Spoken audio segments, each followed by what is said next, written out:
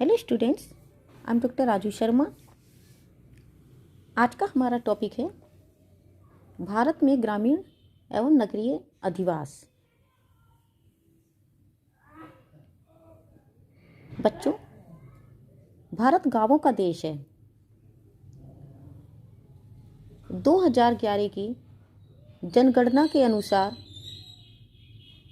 देश में 5,97,485 गांव थे, जिनमें देश की 69% आबादी निवास करती है। ये गांव देश भर में विषम रूप से वितरित हैं। यदि आकार की दृष्टि से देखा जाए तो गांव 5 प्रकार के होते हैं। बहुत बड़े आकार के गांव, बड़े आकार के गांव, मध्यम आकार के गांव, छोटे आकार के गांव और बहुत छोटे आकार के गांव। तो पहला है बहुत बड़े आकार के गांव। जनसंख्या की दृष्टि से इस प्रकार के गांवों में 10,000 से अधिक जनसंख्या मिलती है। केरल में देश के 36% से अधिक बहुत बड़े गांव स्थित हैं। बिहार, आंध्र प्रदेश, तमिलनाडु, पश्चिमी बंगाल, महाराष्ट्र और उत्तर प्रदेश में भी इस वर्ग के गांव अधिक संख्या में मिलते हैं। दूसरा है बड़े आकार के गांव। इस प्रकार के गांवों की जनसंख्या 5,000 से 9,999 तक मिलती है। बिहार, आंध्र प्रदेश, उत्तर प्रदेश, तमिलनाडु, पश्चिमी बंगाल, महाराष्ट्र, कर्नाटक और गुजरात में इस वर्ग के गांवों की संख्या अधिक है। तीसरा है मध्यम आकार के गांव। इसके अंतर्गत 2,000 से 4,999 तक जनसंख्या मिलती है। उत्तर प्रदेश, बिहार, आंध्र प्रदेश, पश्चिमी बंगाल, तमिलनाडु, महाराष्ट्र, गुजरात, कर्नाटक और राजस्थान में इस प्रकार के गांवों की संख्या अधिक मिलती है। चौथा है छोटे आकार के गांव। इनके अंतर्गत जनसंख्या 1,000 से 1,999 तक मिलती है।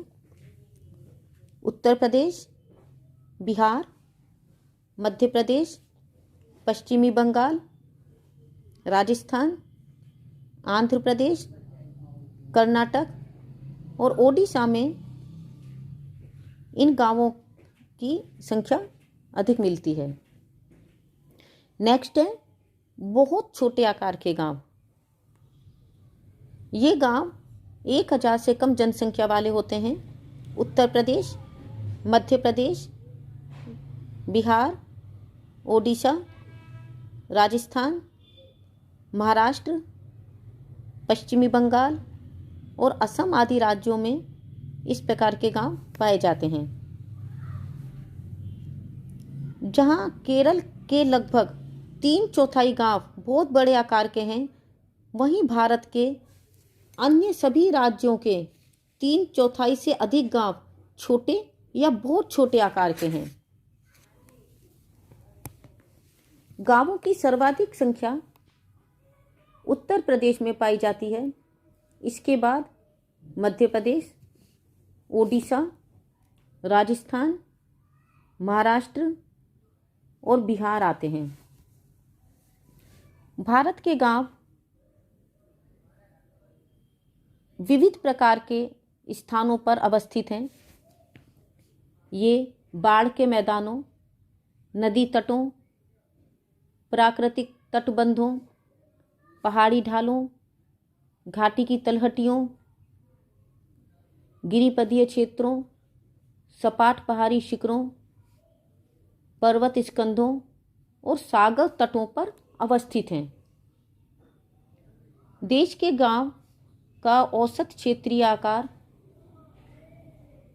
5.54 वर्ग किलोमीटर है। क्षेत्रीय आकार की दृष्टि से पश्चिमी बंगाल, बिहार और उत्तर प्रदेश में सबसे छोटे आकार के गांवों की प्रधानता मिलती है, जबकि सबसे बड़े आकार के गांव जम्मू कश्मीर, मिजोरम, अरुणाचल प्रदेश, अंडमान निकोबार द्वीप समूह, सिक्किम और नागालैंड राज्यों में स्थित हैं। गांवों का उच्चतम घनत्व गंगा के मैदानी भाग, जिसके अंतर्गत पश्चिमी बंगाल, बिहार और उत्तर प्रदेश में पाया जाता है। ग्रामीण अधिवास कई प्रकार के होते हैं, जैसे सनहत अधिवास, अर्धसनहत अधिवास और प्रकीर्ण अधिवास। सनहत अधिवास को न्यष्ठित अधिवास भी कहते हैं। प्राय ऐसे अधिवासों में घर, फार्म और अन्य इमारतें, पशुओं के लिए चारागाह और निकट ही खेत पाए जाते हैं।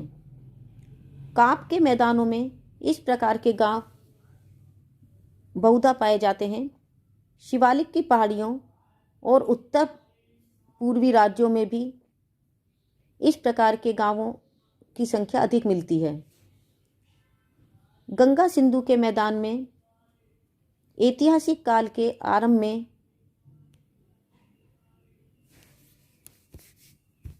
इस प्रकार के अधिवास स्थापित हुए।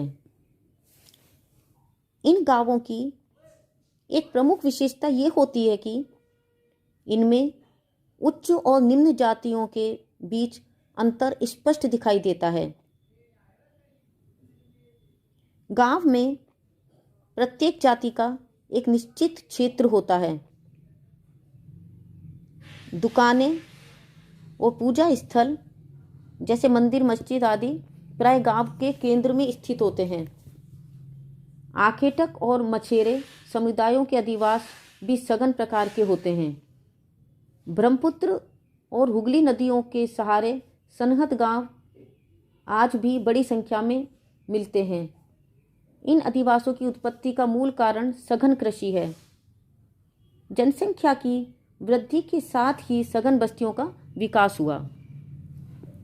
दूसरा है अर्धसनहत अधिवास, जिन्हें अर्धनिश्चित अधिवास भी कहते हैं। इनके उद्भव के कारण भिन्न भिन्न क्षेत्रों में भिन्न भिन्न हो सकते हैं। प्राय जनसंख्या की वृद्धि होने पर मकानों की संख्या में वृद्धि के कारण ये अधिवास उत्पन्न होते हैं। राजस्थान में अरावली के पूर्व में, मध्य प्रदेश की पहाड़ियों, शिवालिक और ब्रह्मपुत्र की घाटी में ऐसे अधिवास प्रमुख रूप से पाए जाते हैं। नेक्स्ट है प्रकीर्ण अधिवास। प्रकीर्ण या बिखरे हुए अधिवास प्राय पहाड़ियों, घने जंगलों, खादर जैसे क्षेत्रों में स्थित होते हैं। राजस्थान के मरुस्थली और अर्ध मरुस्थली क्षेत्रों, उत्तर पूर्व की पहाड़ियों, शिवालिक, जम्मू कश्मीर, हिमाचल के उच्च क्षेत्रों और प्रायद्वीपीय पठार के भागों में ऐसे अधिवास मध्य युग के दौरान विकसित होने शुरू हुए। इन अधिवासों में 10 या 12 तक झोपड़ियाँ मिलती हैं। उनका झोपड़ियों का जो समूह है वो मिलता है। प्राय 2 या अधिक पूर्वे मिलकर एक गांव की रचना करते हैं। भारतीय गांव अति प्राचीन हैं। वास्तव में ये भारतीय संस्कृति का आधार हैं। ग्रामीण मकान स्थानीय रूप से उपलब्ध भवन निर्माण सामग्री से बनाए जाते हैं। प्रायः गांव वृक्षों या बागों से घिरे होते हैं। तटवर्ती गांवों में नारियल, सुपारी, केले आदि के वृक्ष बहुधा से मिलते हैं। प्रत्येक गांव में कुआं, सरोवर, मंदिर, सराय, पंचायत घर आदि सार्वजनिक स्थल सभी गांव वासियों द्वारा प्रयोग में लाए जाते हैं। इन पर किसी व्यक्ति विशेष का अधिकार नहीं होता। गांव में श्रम विभाजन एक मुख्य लक्षण है। विभिन्न जातियों के लोग अपना अपना जातिगत व्यवसाय अपनाते हैं। भारतीय गांव अनियोजित होते हैं। उनमें सड़कों, नालियों इत्यादि की कोई नियोजित व्यवस्था नहीं होती। कूड़े कचरे के ढेर और शौचालयों का अभाव भारतीय गांवों में देखने को मिलता है। गांव के मध्य में संपन्न और ऊंची जाति वाले लोगों के मकान होते हैं और बाहर की और परिधि पर नीची जाति वाले लोगों के मकान होते हैं। अहाता या आंगन भारतीय गांवों का एक प्रारूपिक लक्षण है। इसी में पशुओं का चारा और कृषि उपकरण आदि रखने की व्यवस्था होती है। गांव कच्ची सड़कों, बैलगाड़ी मार्गों या पगडंडियों द्वारा परस्पर जुड़े होते हैं। एक भारतीय गांव एक आत्मनिर्भर इकाई होता है। गांववासी अपनी आवश्यकता की सभी वस्तुएं गांव में ही प्राप्त कर लेते हैं। परस्पर सहयोग भारतीय ग्राम्य जीवन की एक प्रमुख विशेषता है। निरक्षरता, अज्ञानता, रूढ़िवादिता ग्रामीण समाज में देखने को मिलती है। तो बच्चों, आज हमने भारत में ग्रामीण बस्तियों का अध्ययन किया। आज के लिए बस इतना ही। Thank you.